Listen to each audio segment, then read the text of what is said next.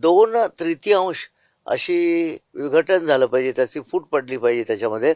आणि तसं झालं तर त्याला एक वेगळा पक्ष म्हणून मान्यता मिळण्याची तरतूद पॅरा 4 आहे. पण एक अट आहे त्याच्यामध्ये, मर्जर म्हणजे विलिनीकरण. त्या पक्षाने, जो फुटून निघालेला पक्ष आहे, त्या पक्षाने दुसऱ्या कुठल्या तरी पक्षात विलीन झालं पाहिजे. ती अट त्या पॅरा 4 दिलेली आहे.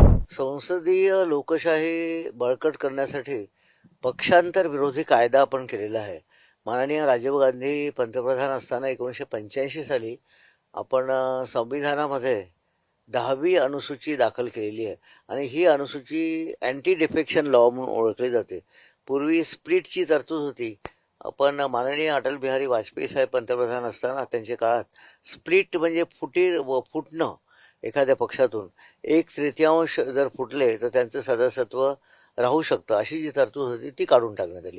आता फक्त पॅरा 4 मर्जरची तरतूद आहे, म्हणजे विलिनीकरणाची तरतूद आहे. तर त्यामुळे जर विलिनीकरण होत असेल, त्याच्यामध्ये सुद्धा अटी आहे विलिनीकरणामध्ये. त्यामध्ये आता एखादा पक्ष जर आपण बघितला तर त्याचे 2 भाग असतात, एक संसदीय पक्ष आणि एक संघटनात्मक पक्ष. तर या दोन्ही घटकांमध्ये, दोन्ही पक्षांमध्ये, संसदीय पक्षामध्ये आणि संघटनात्मक पक्षामध्ये 2/3 अशी विघटन झालं पाहिजे, त्याची फूट पडली पाहिजे त्याच्यामध्ये. आणि तसं झालं तर त्याला एक वेगळा पक्ष म्हणून मान्यता मिळण्याची तरतूद पॅरा 4 आहे. पण एक अट आहे त्याच्यामध्ये, मर्जर म्हणजे विलिनीकरण. त्या पक्षाने, जो फुटून निघालेला पक्ष आहे, त्या पक्षाने दुसऱ्या कुठल्या तरी पक्षात विलीन झालं पाहिजे. ती अट त्या पॅरा 4 दिलेली आहे. तसं तसं तरच त्यांचं अपात्रता हे होणार नाही, अन्यथा त्यांची अपात्रता होऊ शकते. आता बघा, आत्ताचं उदाहरण आहे ममता बॅनर्जीचा जो पक्ष आहे, तृणमूल काँग्रेसचा. त्याच्यामध्ये त्यांचे 2/3 सदस्य आहे, 20 पैकी मला वाटते 18 सदस्य काहीतरी समथिंग, 58 पैकी. ते संपूर्ण फुटले आणि त्यांनी वेगळा पक्ष स्थापन केला आणि ते एखाद्या त्रिपुरामधल्या एका छोट्याशा पक्षामध्ये विलीन झाले. आजच्या न्यूजमध्ये आहे सगळीकडे. तर ही तरतूद त्यांनी पाळली. त्यांना शंका होती कदाचित या विलिनीकरणाला घटनेमध्ये लागू होणार नाही किंवा मान्यता मिळणार नाही, म्हणून ती तरतूद पाळून ते एका दुसऱ्या पक्षात विलीन झाले. इथे सुद्धा हे जर आता माझ्या माहितीप्रमाणे आता 9 खासदार उद्धव ठाकरे साहेबांच्या पक्षाकडे आहे. त्या 9 पैकी जर 7 लोकांनी, 7 सदस्यांनी त्यांनी विलिनीकरणाचं पत्र दिलंय किंवा वेगळा आम्ही पक्ष स्थापन करतो आणि आमचा पक्ष कुठल्या तरी पक्षात विलीन करू आम्ही, असं जर दिलं तर त्यांची अपात्रता टळू शकते. पण 7 पेक्षा, आता मला मगाशी सुद्धा प्रश्न विचारला, 7 नसतील तर काय होईल? तर 7 नसतील, सगळं 5च आहे, 4 आहे, तर मग अशा वेळेस डिस्क्वालिफिकेशन पिटिशन त्यांच्या विरुद्ध दाखल होऊ शकतं आणि ते अपात्र ठरू शकतात. ऑफकोर्स हा निर्णय माननीय अध्यक्ष लोकसभा खासदार असल्यामुळे त्यांनी घ्यायचा आहे.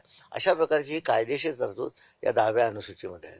सर, फुटण्याची शक्यता असलेले जे खासदार आहेत ते खासदार फुटायचे थांबावे म्हणून शिंदेकडून कोणती संविधानिक प्रक्रिया इथे पार पडेल का?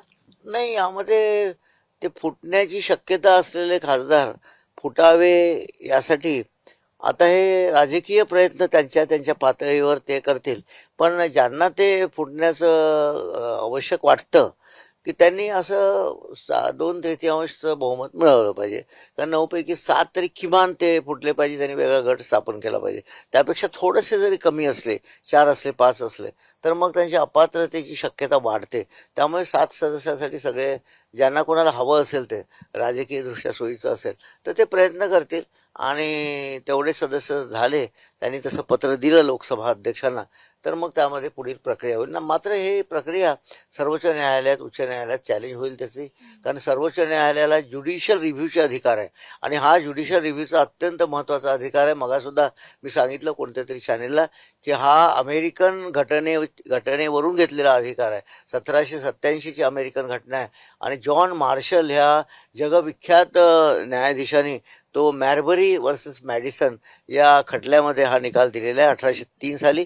आणि त्याच खटल्याचा आधार घेऊन ज्युडिशियल रिव्ह्यू, न्यायिक पुनर्विलोकनाचा अत्यंत महत्त्वाचा संवैधानिक अधिकार राज्यघटनेने सर्वोच्च न्यायालयाला दिलेला आहे. आणि याच अधिकाराचा वापर करून आपल्याला माहिती असेल केशवानंद भारतीचा प्रसिद्ध खटला, जिथे बेसिक स्ट्रक्चर आपल्याला लागू करण्यात आलं, गोलकनाथ खटला आहे, शंकरी प्रसाद आहे, असे वेगवेगळे खटले सर्वोच्च न्यायालयाने दिलेले आहे.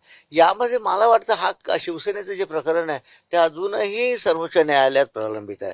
म्हणजे त्याचं इंटरप्रिटेशन जे पॅराफोर्स आहे ते अद्यापही सर्वोच्च न्यायालयाने या खटल्यात केलेलं नाही आणि निकालही दिलेला नाही त्यामध्ये. आता आपल्याकडे बघा चंद्रचूड साहेब आले, गवई साहेब आले, सूर्यकांत साहेब आले, या सगळे सरन्यायाधीश जे आले पण त्यांनी निकाल दिला नाही. माझी एक घटनेचा अभ्यासक, कायद्याचा अभ्यासक म्हणून मी अशी अपेक्षा व्यक्त करतो. सर्वोच्च न्यायालयाचा संपूर्ण आदर ठेवून, न्यायासनाचा आदर ठेवून मी अपेक्षा व्यक्त करतो की या संदर्भातला निर्णय निश्चितच सर्वोच्च न्यायालय लवकरात लवकर देईल.